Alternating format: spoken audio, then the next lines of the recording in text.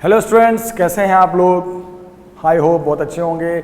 आज बहुत बारिश हो रही है, आज सारी ऑफलाइन क्लास कैंसिल। आज मैं आप लोगों के लिए वीडियो बना रहा हूँ। आज मेरी जितनी ऑफलाइन क्लासेस थी दिल्ली में सारी कैंसिल हो गई। आज बहुत बारिश हो रही है दोपहर 3 बजे से ही। तो आज मैंने सोचा हम क्यों ना ऑनलाइन वाले बच्चों के लिए वीडियो बना डालें, कुछ टाइम का यूटिलाइज़ कर लें, क्योंकि आप हमारे लिए बहुत कॉस्टली हो। हम चाहते हैं कि अपना हर वो टाइम जितना मैक्सिमम हो सके हम आपके लिए वीडियो बना सकें। तो आज मैं लॉज ऑफ मोशन की नेक्स्ट सीरीज़ में आया हूँ, जिसका नाम है लॉज ऑफ मोशन की नेक्स्ट वीडियो। इस टॉपिक का नाम है, ध्यान से देखना बेटा, टॉपिक का नाम है मोशन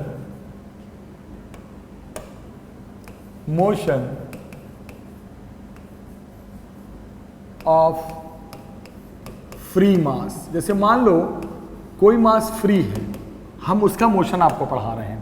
फ्री मास का मतलब होता है वैसा मास जो बिल्कुल फ्री हो, बिल्कुल फ्री, कोई कनेक्शन ना हो। जैसे मान लो एग्जांपल मैं कराता हूं तब समझ में आएगा आपको। मान लो बेटा आपके पास एक मास है, ठीक है, वो एक रफ सरफेस पे है। Once again I am telling, horizontal surface पे नहीं है, रफ सरफेस पे है। इस पे हमने अप्लाइड फोर्स लगाया F, और क्या क्या फोर्स काम करेगा? ऊपर क्या फोर्स काम करेगा? नॉर्मल। नीचे क्या फोर्स काम करता है? mg। और रफ सरफेस है तो पीछे के साइड क्या काम करेगा? Friction. Obviously this is applied force. Capital F से अप्लाइड फोर्स, हमेशा हम जब हम कैपिटल F लिखते हैं तो कैपिटल F4 क्या होता है? Applied force.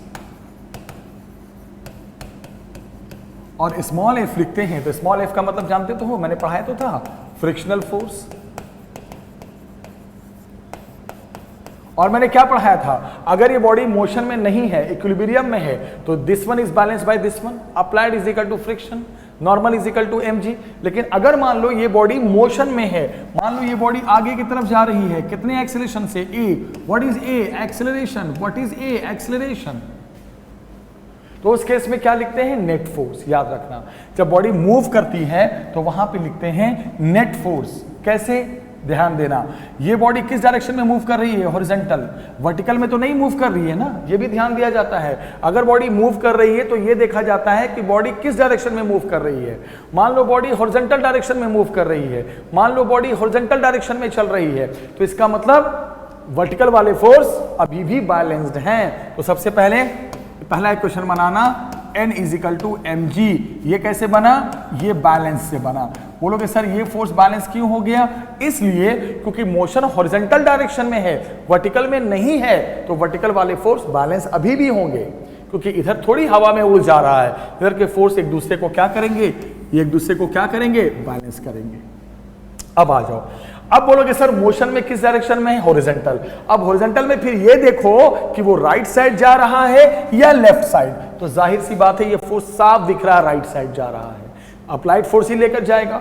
तो अब ये देखो एक एग्जांपल, मान लो ये फोर्स 5 न्यूटन का है और फ्रिक्शन लग रहा है 3 न्यूटन का। ये लग रहा है 5 न्यूटन का, फ्रिक्शन लग रहा है 3 न्यूटन का, जिसके कारण ये इधर की तरफ जा रहा है। तो कौन फोर्स उसे लेकर जा रहा है? ना तो 5 न्यूटन ना तो 3 न्यूटन। कितना डिफरेंस आ रहा है दोनों के बीच में? 2 न्यूटन। वही लेकर जा रहा है, याद रखना। तो आप क्या करेंगे? एक तो इक्वेशन ये बन गया। अब ये देखेंगे ये वाले फोर्स बैलेंस में बिल्कुल नहीं है। क्यों नहीं बैलेंस है ये दोनों फोर्स? इसलिए कि इस डायरेक्शन में मूवमेंट है। तो आप क्या करोगे? कौन फोर्स ले जा रहा है? अब आपसे मैं पूछूंगा, फोर्स प्रोड्यूसिंग एक्सेलरेशन। कौन सा फोर्स है जो एक्सेलरेशन प्रोड्यूस कर रहा है? तो F माइनस F, ले जाने वाला उधर जा रहा है, उधर का फोर्स प्लस में लेना और अपोजिट वाला माइनस में लेना। तो F माइनस F। इधर के फोर्स तो बैलेंस होंगे नहीं क्योंकि इस डायरेक्शन में मूवमेंट है। तो कौन सा फोर्स लेकर जा रहा है बेटा? ये। तो नेट क्या फोर्स का इक्वेशन लिखोगे? ले जाने वाला माइनस रोकने वाला। और आप जानते हो, अच्छे से जानते हो, न्यूटन ने क्या बताया था कि जो फोर्स एक्सेलरेशन प्रोड्यूस करता है उस फोर्स का फॉर्मूला मैंने बढ़ाया था, याद करो, मास इनटू एक्सेलरेशन। तो ये जो फोर्स है इसी के कारण एक्सेलरेशन आया। तो क्या इक्वेशन बन जाएगा? F minus F is equal to mass into acceleration. ऐसे लिखते हैं जब कोई बॉडी मूव करती है तो इस तरह एक फोर्स का नया इक्वेशन बनता है जिसके कारण बॉडी मूव करती है, एक्सेलरेशन आता है। फिर आपको मैंने पढ़ाया था, सब बातों को मैं पढ़ा चुका हूं इसलिए मैं साइड में लिख रहा हूं। मैंने पढ़ाया था कि फ्रिक्शन फोर्स का फॉर्मूला होता है म्यू इंटू एन। आप देखना जब मैं फ्रिक्शनल फोर्स की वीडियो बना रहा था, म्यू इंटू एन। म्यू क्या होता है वो भी याद नहीं होगा आपको, वीडियो जरूर देखा करो। म्यू का मतलब होता है बेटा कोएफिशिएंट ऑफ फ्रिक्शन। म्यू का मतलब होता है कोएफिशिएंट ऑफ फ्रिक्शन। तो अगले ही पल में क्या करोगे, अब आप क्या करोगे बेटा, इस कॉन्सेप्ट से F माइनस फ्रिक्शन को उसके फॉर्मूले पे खोल दोगे। क्या आ गया, mu into N is equal to M into A. अब बोलोगे सर अब क्या करें, अब मैं बताता हूं अब क्या करोगे, ध्यान से देखना। और अभी 2 मिनट पहले क्या दिखाया मैंने कि n और mg तो बैलेंस है, तो n is equal to mg लिखा जा सकता है। अब नेक्स्ट स्टेप में हम n is equal to mg लिख सकते हैं। तो अगले स्टेप में क्या करेंगे बेटा, ध्यान से देखिए। अब मैं f minus mu into n, n के जगह पे क्या लिख दो, mg is equal to what, m into a. Yes, अब मान लो फोर्स की वैल्यू, एक एग्जांपल दे रखा है 10 न्यूटन। जैसे मान लो इसमें मैंने कहा कि जो फोर्स था that was of 10 Newton, mass of the body was 5 kg and mu coefficient of friction was 0.1। Mu की तो कोई यूनिट होती नहीं है, तो बताओ एक्सेलरेशन कितना है ये पूछा था। तो जब हमने इतना बना लिया तो अब रख दो वैल्यूज को। Friction is 10, mu is 0.1, mass is 5, जी को मैं 9.8 की बजाय 10 ले रहा हूं, इज इक्वल टू 5 इंटू ए। बस कितना आ गया, 10 डेसिमल से कट गया, 5 इज इक्वल टू 5a। कितना आ गया, 5 इज इक्वल टू 5a। उसके बाद a इज इक्वल टू, यही निकालना था एक्सेलरेशन, कितना आ गया, 1 मीटर पर सेकेंड स्क्वायर। यही पूछा था बेटा कि what will be the acceleration of that moving mass. Just simple. इस सवाल में बॉडी रेस्ट में नहीं थी, बॉडी मोशन में थी। क्या कॉन्सेप्ट था कि हमने एक बॉडी पे अप्लाइड फोर्स लगाया, तो और क्या क्या फोर्स लगेगा, mg नॉर्मल, पीछे से फ्रिक्शन। फिर आपसे क्या पूछा कि आप बताइए क्या होगी एक्सेलरेशन की वैल्यू अगर ये मूव करने लगे। तो बोलोगे सर मोशन तो हॉरिजॉन्टल डायरेक्शन में है, वर्टिकल में तो है ही नहीं, इसलिए ये दोनों फोर्स एक दूसरे को क्या कर देंगे, बैलेंस। तो ये क्वेश्चन तो बैलेंस से बन गया। फिर बोलोगे सर हॉरिजॉन्टल में ये राइट साइड जा रहा है, लेफ्ट साइड नहीं जा रहा है, तो क्या बनेगा, कौन सा फोर्स इसमें एक्सेलरेशन ला रहा है, कैसे लिखते हैं, याद रखना अप्लाइड फोर्स ले जाने वाला फोर्स माइनस रोकने वाला फोर्स। राइट जा रहा है तो राइट वाला फोर्स माइनस लेफ्ट वाला फोर्स, लेफ्ट जाता तो लेफ्ट वाला फोर्स माइनस राइट वाला फोर्स, ऊपर जाता तो ऊपर वाला फोर्स माइनस नीचे वाला फोर्स, नीचे की तरफ जाता तो नीचे वाला फोर्स माइनस ऊपर वाला फोर्स। और वही फोर्स न्यूटन के अकॉर्डिंग बन जाता है क्या, बताइए, मास इनटू एक्सेलरेशन। फिर फ्रिक्शन का फॉर्मूला अपना जो होता है उसमें खोल दो, म्यू इंटू एन, फ्रिक्शन को म्यू इंटू एन। फिर एन के बराबर बैलेंस mg है, एन के जगह पे mg, और उसके बाद वैल्यूज दिया हुआ है, सॉल्व करके you can get what, you can get what, acceleration, you can get acceleration. यही पूछा था, find the mass of the acceleration. ठीक है बच्चे, अब जब ये पॉइंट क्लियर हो गया तो अब मैं एक क्वेश्चन और दूंगा, काफी अच्छा क्वेश्चन है, ध्यान से देखना। एक क्वेश्चन ये है, ठीक है, अगर आपको नोट्स चाहिए तो मुझे जरूर आप YouTube पे मैसेज करें, सबके रिटर्न नोट्स अवेलेबल है मेरे पास। अपना आप नंबर दें, YouTube पे जब मैसेज करते हैं, कमेंट करते हैं तो एक नंबर डाल दें, मैं व्हाट्सअप करके आपको मैसेज के थ्रू या व्हाट्सअप के थ्रू आपको मैं नोट्स प्रोवाइड करवा दूंगा। ठीक है, अब बेटा जैसे क्वेश्चन है कि एक वॉल है, एक वॉल है और यहां पर एक मास है, मतलब एक वॉल के पास, वॉल पे एक मास को सामने से होल्ड करा रखा है हमने एक फोर्स लगाकर, अप्लाइड फोर्स। मान लो ये अप्लाइड फोर्स की वैल्यू कितनी है, 10 न्यूटन। क्या था सवाल, if a mass held against the vertical wall by applying the force 10 Newton, if the mass of the body is 5 kg। सुनो क्वेश्चन क्या है, क्वेश्चन ये है कि मान लो मैं किसी भी बॉडी को, जस्ट एग्जांपल देता हूं मोबाइल फोन से, मान लो ये आपके पास एक मैंने फोन रखा और फोन को ऐसे करके यू प्रेस करके, सामने से प्रेस करके यू थमाल रखा है, ऐसे करके देखो, ऐसे करके हमने सामने से यूं कर रखा है, ऐसे। ये मास है, सामने दीवार है जो ये बोर्ड है, और सामने से मैंने एक फोर्स लगा रखा है। ये जो फोर्स लगा रखा है कितने न्यूटन का, ये 10 न्यूटन का, ये है। अगर मैं फोर्स हटा दूंगा तो ये नीचे गिर जाएगा, और नीचे गिर जाएगा तो बहुत महंगा फोन टूट जाएगा। ठीक है, इसे गिराना नहीं है, इसे गिराना नहीं है। ये हमारा फोन है बच्चे, इसे हम गिराना नहीं चाहते, हम इसे नहीं चाहते कि ये फोन गिर जाए, तो हमने सामने से फोर्स लगा रखा है। कितनी न्यूटन का? 10 न्यूटन का। क्वेश्चन को समझो आप, हमने 10 न्यूटन का फोर्स लगा रखा है। The point is very important, ध्यान से सुनना। हमने एक मास रखा, सामने दीवार के, सामने से फोर्स लगा रखा है, यू सपोर्ट दे रखा है, सामने से पुश कर रखा है ताकि ये मास नीचे की तरफ ना गिर पाए। सुनना आप ध्यान से। तो पूछा क्या है कि कोफिशिएंट ऑफ फ्रिक्शन निकालिए, म्यू। किसके बीच? मास और वर्टिकल वॉल के बीच। मास और वर्टिकल वॉल के बीच क्या निकालिए? Coefficient of friction. याद रखिएगा, राइट।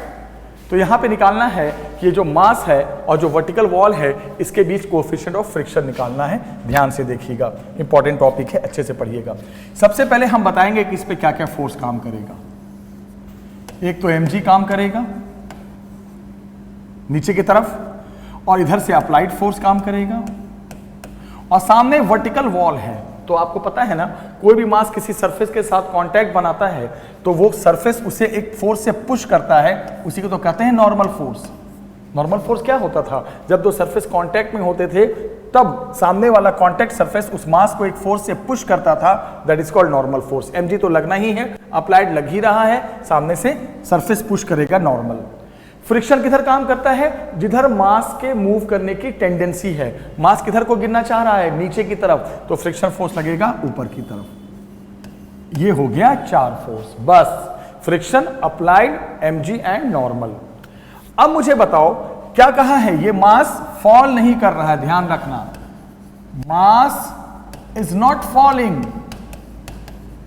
मास के बारे में क्या लिखा है? This mass is not falling. Mass नीचे तरफ गिर नहीं रहा है, सामने से फोर्स ने उसको हेल्ड कर रखा है। एग्जांपल दिया था ना मैंने, तो इसका मतलब यहां पे कोई मूवमेंट नहीं है। तो इस सवाल में बोलोगे कि जितने भी फोर्सेस होंगे sir, all forces will be what? Balanced. यानी इस सवाल में सारे फोर्स बैलेंस्ड होंगे। ये सवाल इक्विलिब्रियम वाला आ गया जो आपने पहले पढ़ाया था। पिछला सवाल मोशन वाला था, ये इक्विलिब्रियम वाला आ गया। बोलोगे सर अभी हम 2 मिनट में कर देते हैं इसको। सुनो, ध्यान से सुनो। क्या करोगे? सारे फोर्स को बैलेंस करो। करो बैलेंस, फ्रिक्शन को mg बैलेंस करेगा।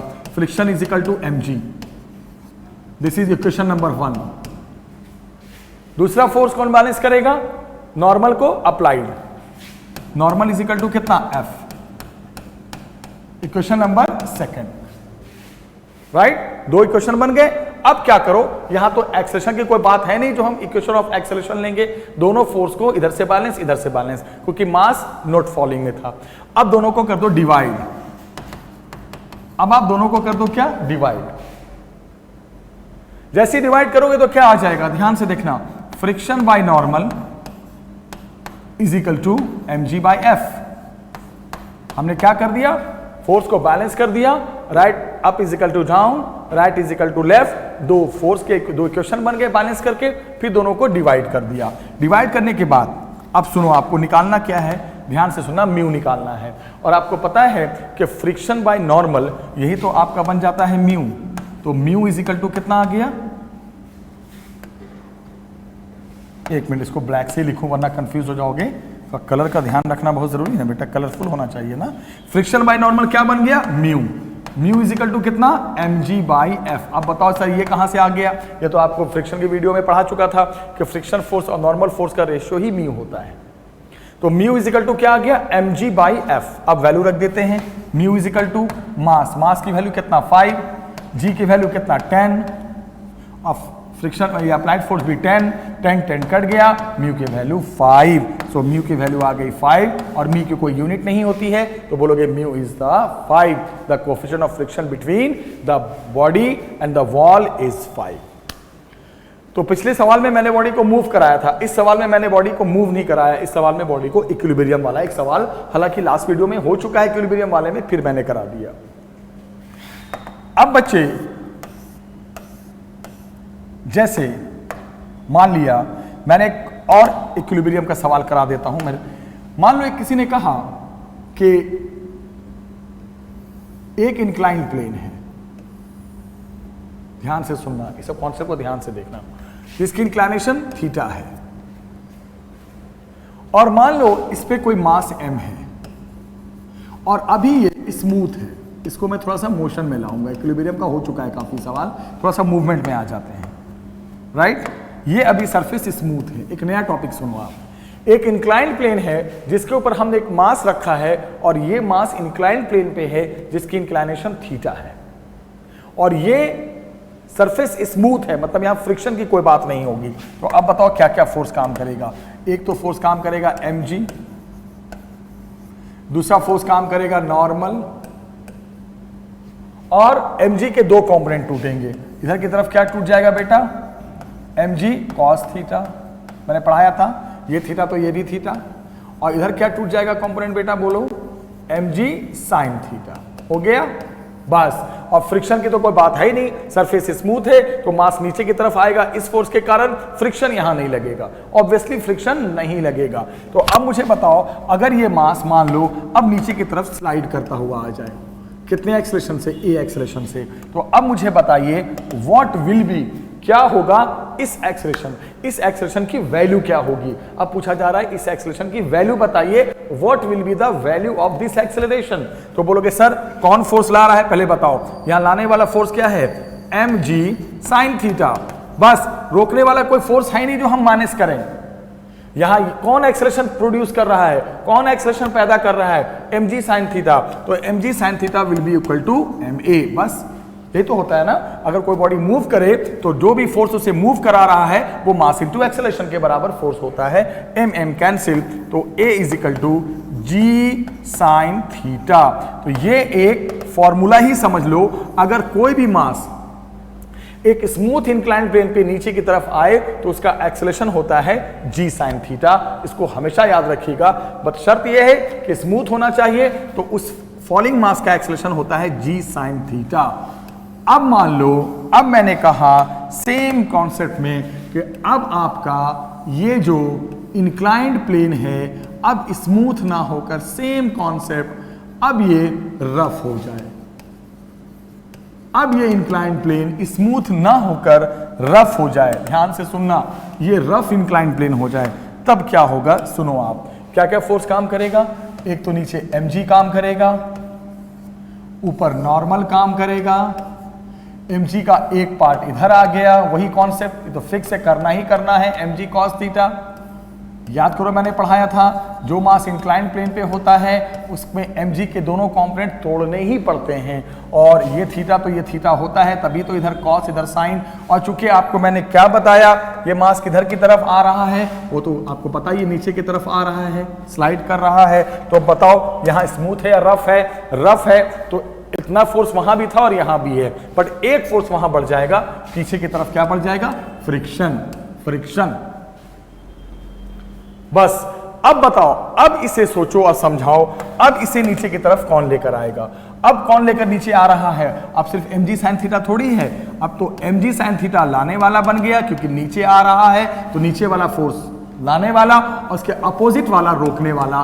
तो यहां पे जो फोर्स एक्सेलरेशन प्रोड्यूस करेगा, यहां पे सिर्फ mg sin थीटा, क्योंकि रोकने वाला कोई नहीं था। यहां mg sin थीटा और रोकने वाला फ्रिक्शन, तो लाने वाला माइनस रोकने वाला, यही होता है ना। नीचे आ रहा है तो नीचे वाला प्लस में, उसके अपोजिट वाला माइनस में, is equal to mass into acceleration.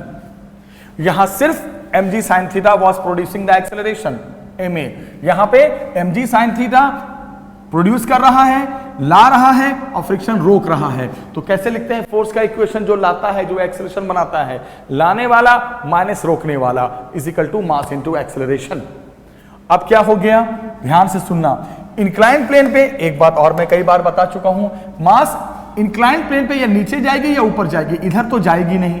तो ये वाले जो फोर्सेस होते हैं ये एक दूसरे को बैलेंस करते हैं, कौन, नॉर्मल और mg cos थीटा। तो ये भी बहुत इंपॉर्टेंट कॉन्सेप्ट है बच्चे, ध्यान से रखिएगा कि इंक्लाइंड प्लेन पे जो नॉर्मल फोर्स होता है वो mg cos थीटा से बैलेंस हो जाता है, n is equal to mg cos theta.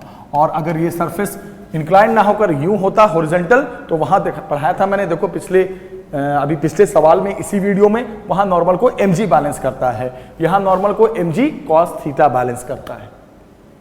ठीक है बेटा, तो क्या आ गया, अब क्या करोगे नेक्स्ट स्टेप में, अब आप करोगे कि mg साइन थीटा, और जहां फ्रिक्शन आ जाए, फ्रिक्शन का अपना फॉर्मूला होता है म्यू इंटू एन, इसमें खोल दो, is equal to mass into acceleration. फिर एन को कौन बैलेंस कर रहा है? mg cos theta. तो क्या आ गया बेटा? mg sin theta minus mu, और n के जगह पे क्या लिख दोगे बताओ? mg cos theta is equal to m into a. m cancel, m cancel, g common, तो a इज इक्वल टू आ गया g कॉमन लेके, g कॉमन लेके क्या आ गया? Sine theta minus mu cos theta. तो मैं आपको एक बात बता दूं, ये जो फॉर्मूला देख रहे हो, ये एक्सेलरेशन होता है एक स्लाइडिंग मास का, एक फॉलिंग मास का रफ इंक्लाइंड प्लेन पे, और ये जो देख रहे हो, ये एक्सेलरेशन होता है एक स्लाइडिंग मास का स्मूथ इंक्लाइंड प्लेन पे। दोनों फॉर्मूला एक्सेलरेशन का ही है, फर्क है कि स्मूथ इंक्लाइंड प्लेन पे ये एक्सेलरेशन का है और ये रफ इंक्लाइंड प्लेन पे एक्सेलरेशन का है, जब कोई मास इंक्लाइंड प्लेन पे स्लाइड करता हुआ नीचे की तरफ आता है। अब बच्चे, जब आपने दोनों फॉर्मूले देख लिए, तो सिर्फ दोनों फॉर्मूले को हम रखते हैं बस ऊपर। अब देखना, अब मान लो बच्चे, एक कॉन्सेप्ट है, ध्यान से देखना, इसको साफ कर देते हैं। अब आप इस कॉन्सेप्ट पे फिर एक छोटा सा सवाल कर लो, एक एग्जांपल देखते हैं। क्वेश्चन ये आया कि एक मास थीटा एंगल पे, एक मास इंक्लाइंड प्लेन पे रिलीज कर दिया गया। स्मूथ इंक्लाइंड प्लेन है, ध्यान से सुनना। एक मास को एक स्मूथ इंक्लाइंड प्लेन पे हाइट से ले जाकर इसको छोड़ दिया गया, जा तू जा, रिलीज कर दिया गया। तो किसी चीज को रिलीज करते हैं तो उसकी इनिशियल वेलोसिटी क्या होती है? जीरो। साफ बोल रहा है, उसको रिलीज कर दिया गया तो उसकी इनिशियल वेलोसिटी क्या हो गई? जीरो। अच्छे से सुनना, फिर क्या बोल रहा है? अब मान लो ये ए पॉइंट है, ये बी पॉइंट है और ये सी पॉइंट है। अब ये मास ए से चलकर सी पे आया, तो मान लो ए से सी की डिस्टेंस कितनी है? एस। और मान लो ए से सी तक आने में टाइम क्या लगा? टी। टाइम लगा टी। देखो मैं क्या लिखने जा रहा हूं, ठीक है। अब ये सरफेस स्मूथ है, तो क्या एक्सेलरेशन होगा? अभी मैंने पढ़ाया ऊपर, जी साइन थीटा, ठीक है। एक्सेलरेशन डिस्टेंस s, ये a से c डिस्टेंस क्या माना मैंने? s, और time of falling from a to c is t। अब बताओ क्या फॉर्मूला आपने पढ़ा है थर्ड चैप्टर में, कई बार पढ़ा है, s is equal to ut plus half at square. आपने जरूर पढ़ा होगा ये formula, s is equal to ut plus half at square. तो यहां से ध्यान रखो, u तो जीरो लेंगे, तो s इज इक्वल टू क्या आ गया बेटा? Half at square. This is s is equal to half. अब a के जगह पे क्या रख दोगे? g साइन थीटा, और इंटू कितना बताओ? t square. This is your equation number 1। अब क्या बोला जा रहा है, ध्यान से सुनिएगा। अब सेम इंक्लाइंड प्लेन है, once again same inclined plane है बेटा। ये a, ये b, ये c, ये थीटा, ये मास, अगेन अब ये इंक्लाइंड प्लेन बस स्मूथ से रफ हो गया, स्मूथ से रफ हो गया, सेम पॉइंट है। फिर उसी मास को हमने फिर रिलीज किया अगेन नीचे की तरफ with initial velocity zero. Same concept, पहले स्मूथ इंक्लाइंड प्लेन था, अब रफ इंक्लाइंड प्लेन है। अगेन हमने उसको रिलीज कर दिया, तू जा, तू नीचे की तरफ जा।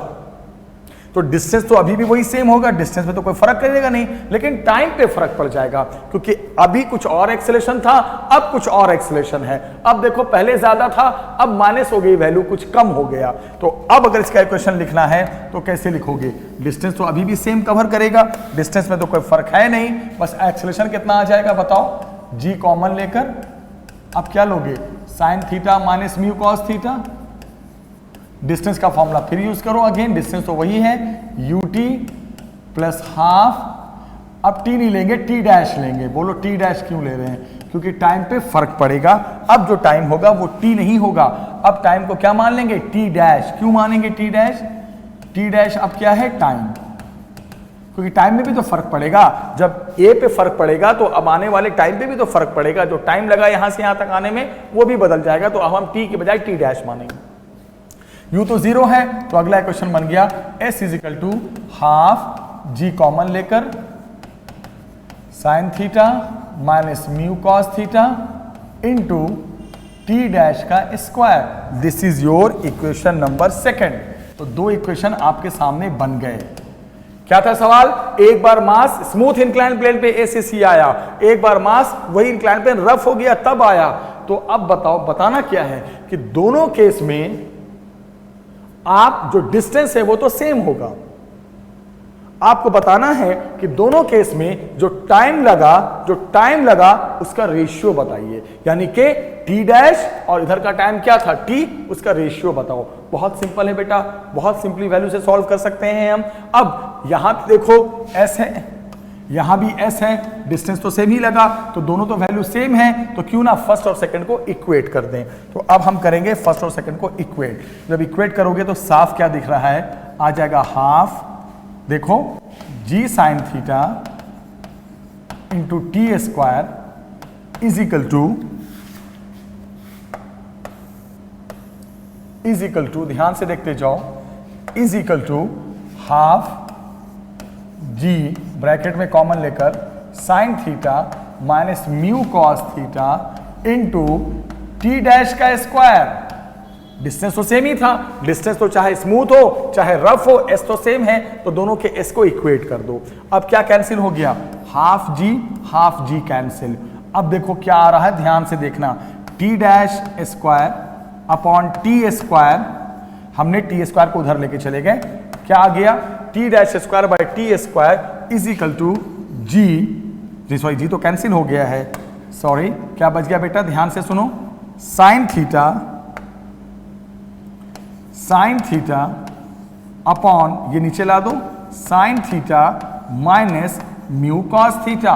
यस, ये आ गया दोनों के टाइम का रेशियो। कौन से दोनों टाइम का, जो रफ इंक्लाइन प्लेन पे लगा और जो स्मूथ पे लगा, राइट। अब ये स्क्वायर में है, तो अब मैं चाहूं तो इसको मैं रूट लगा के स्क्वायर को हटा सकता हूं। तो क्या आ गया, T dash by t is equal to under root of sine theta upon sine theta minus mu cos theta.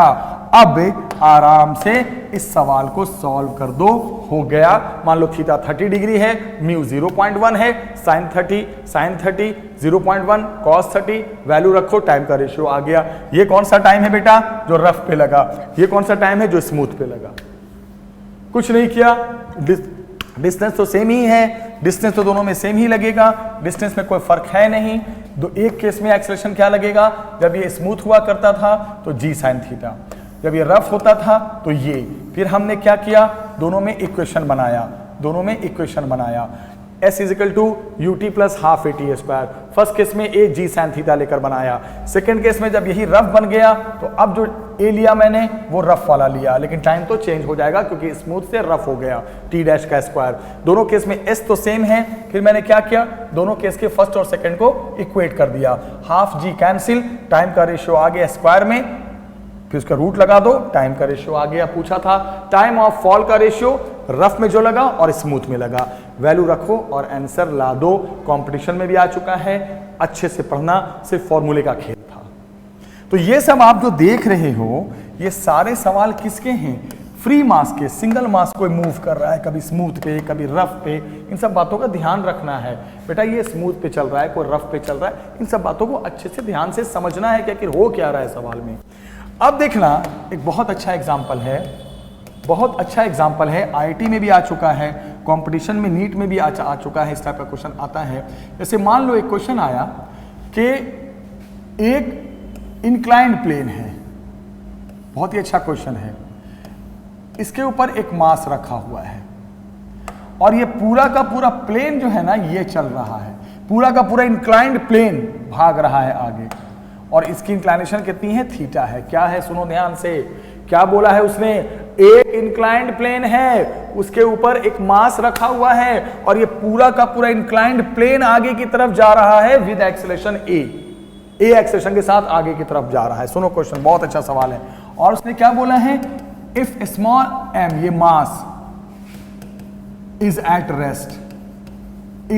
Rest on inclined plane, ध्यान से सुनना, is at rest on inclined plane, find acceleration a of inclined plane. तो बताओ, क्या बताओ, अब जो ये किस एक्सेलरेशन से ये इंक्लाइंड प्लेन मूव कर रहा है, जिससे ये सिस्टम तो जा रहा है लेकिन ये मूव नहीं कर रहा, ये अपनी जगह पे बैठा हुआ है। तो सबसे पहले क्या करेंगे हम बच्चों, इस मास पे क्या फोर्स काम कर रहा है ये शो करेंगे। सबसे पहले फोर्स देखो, इस चैप्टर में सबसे पहले क्या क्या फोर्स लग रहा है जिसको टारगेट बनाया है मास को, वो दिखाना है। तो सबसे पहले एक तो फोर्स लगेगा mg, दूसरा फोर्स लगेगा नॉर्मल, और एक बात सुन लो, ये मैं बता दूं, ये सरफेस स्मूथ है, रफ नहीं है, तो फ्रिक्शन की बात होगी ही नहीं। अब एक तो लगा mg, एक लगा नॉर्मल। फिर मैंने एक पढ़ाया था टाइप्स ऑफ फोर्स में कि अगर कोई मास एक ऐसे सिस्टम पे बैठा है, एक ऐसे बॉडी में है, एक ऐसे सिस्टम से चिपका है जिसका खुद का एक्सेलरेशन है, तो इस पे स्यूडो फोर्स भी काम करेगा, याद करो।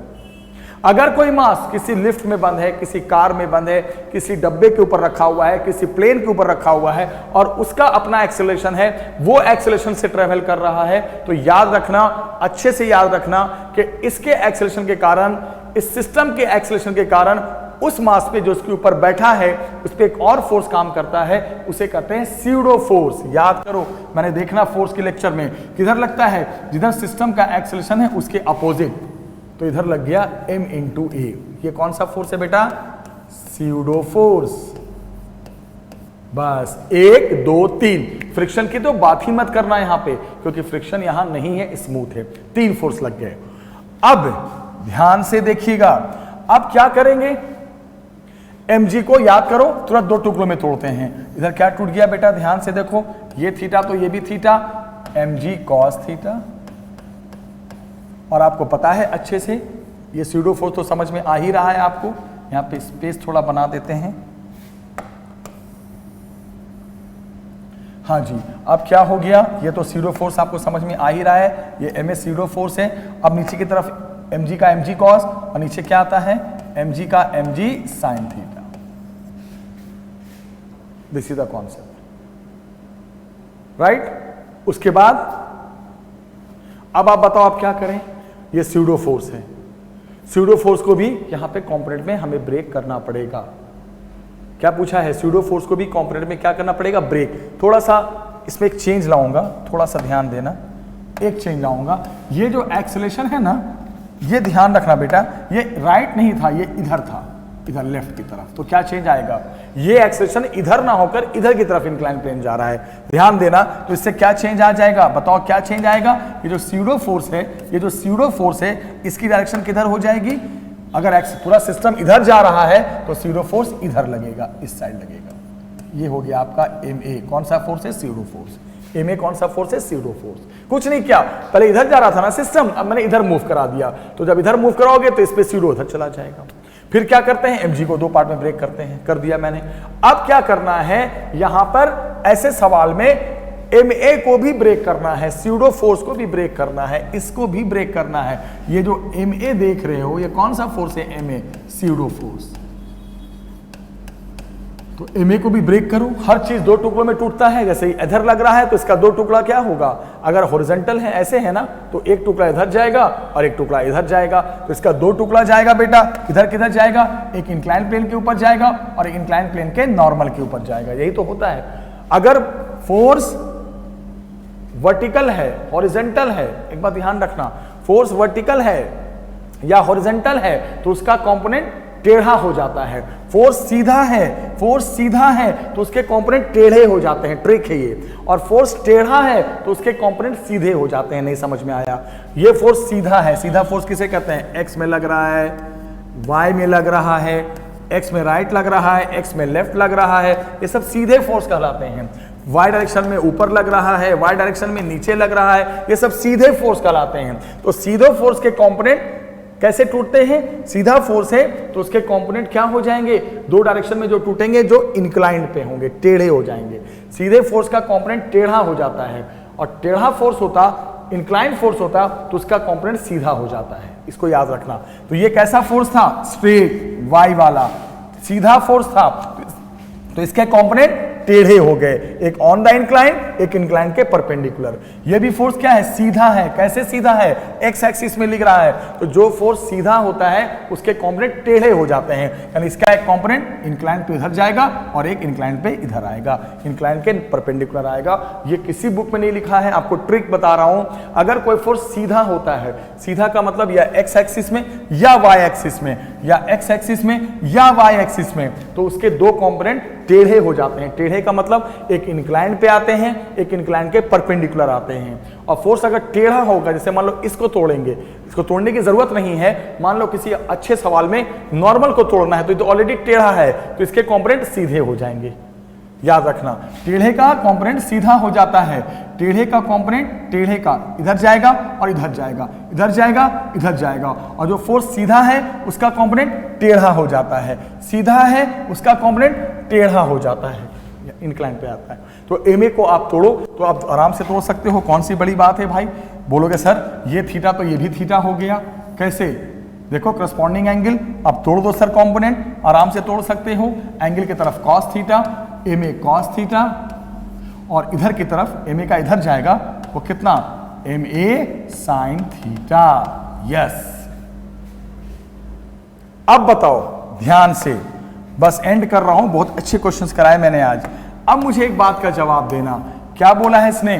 कि ये जो मास है वो रेस्ट में है, इस मास का अपना कोई मोशन नहीं है, इस मास का अपना कोई मूवमेंट नहीं है। साफ बोला है उसने कि ये मास रेस्ट में है। क्या बोला है इसने? ये जो मास है वो किस में है? रेस्ट में है। इसका मतलब ये हुआ, इस पे जितने भी फोर्स लग रहे हैं, इधर वाला इसको बैलेंस कर लेगा, इस पे मास का, और जो मास पे इधर लग रहा है वो इधर बैलेंस कर लेगा, यानी दो कुछ इधर वाला इसको बैलेंस कर लेगा। तो क्या बन जाएगा बोलो? एम ए कॉस थीटा, जो इधर लगा इसके ऊपर, ये बैलेंस कर लेगा एम जी साइन थीटा।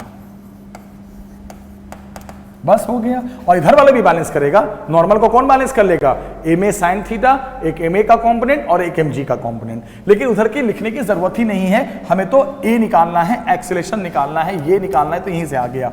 क्या हो गया? एम एम हो गया cancel. A is equal to क्या आ गया? देखो जी और sine theta by cos theta, उधर जाके क्या बन गया? tan theta. So this is the acceleration of what? This is the acceleration of that inclined plane, जिस एक्सेलेरेशन से ये मूव कर रहा है वो ये है, मूव तो कर रहा है लेकिन ये मास उस जगह पे स्टेशनरी है, रेस्ट में है, तब ये एक्सेलेरेशन होगा इस पूरे सिस्टम का। बहुत ही अच्छा सवाल, आईटी का सवाल था ये, अच्छा सवाल था, नीट जी में आ चुका है। क्या था? कितने फोर्स काम करेंगे? mg मेन फोर्स, mg दूसरा फोर्स नॉर्मल, तीसरा फोर्स mg नॉर्मल, फ्रिक्शन तो है नहीं, और ये मास जिसके ऊपर बैठा हुआ है वो खुद मूव कर रहा है, सिस्टम मूव कर रहा है। तो मैंने क्या कहा था? कोई मास किसी भी सिस्टम पे हो तो उस सिस्टम के एक्सेलेरेशन के अपोजिट उस पे एक फोर्स काम करता है, स्यूडो फोर्स। तो मेन तीन फोर्स हो गए बेटा, mg, नॉर्मल और स्यूडो। फिर मैंने क्या कहा था? जो मास इंक्लाइन प्लेन पे हो उसको mg को तोड़ो। क्या ट्रिक था?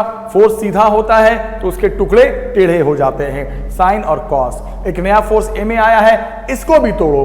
तो ये थीटा तो ये भी थीटा, सीधे फोर्स का हमेशा टेढ़ा कंपोनेंट होगा, एक उधर जाएगा इंक्लाइन के ऊपर और एक इधर आएगा इंक्लाइन के परपेंडिकुलर, एंगल की तरफ कॉस, दूसरी तरफ साइन। फिर इस मास पे एक फोर्स, दो फोर्स, ये दो फोर्स इधर, एक फोर्स इधर, सारे फोर्स लग रहे हैं, सब अब ये रेस्ट में है। रेस्ट का मतलब सब फोर्स हो जाएंगे बैलेंस, यानी mg sin थीटा को ma cos थीटा बैलेंस कर लेगा और नॉर्मल को ये दोनों बैलेंस कर लेगा। हमें इसको लिखने की जरूरत ही नहीं पड़ी, यहां पर हमने जैसे इसको बैलेंस किया mm कट के एक्सेलेरेशन की वैल्यू आ गई। इस पूरे सिस्टम का जो एक्सेलेरेशन है वो g tan theta. Yes, theta की वैल्यू दे देगा, निकाल देना, थीटा के फॉर्म में थीटा दे देना। ये सब बहुत इंपॉर्टेंट चीज है बच्चे, आप समझा करो। एक लास्ट कॉन्सेप्ट बताऊंगा, उसके बाद अगले वीडियो में मैं मोशन ऑफ कनेक्टेड मास बताऊंगा, बहुत इंपॉर्टेंट। ये कॉन्सेप्ट क्या है?